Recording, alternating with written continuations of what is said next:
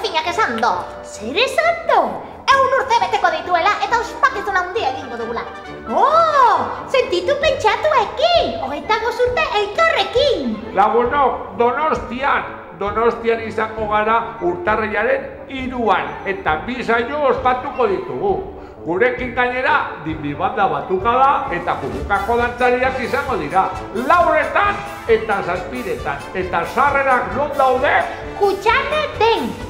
Hori da, zatozte, bihotza burua eskuaz. Sentitu pentsatuekin. Amona Josefinarekin. Denok elkarrekin. Guazen Donostiara!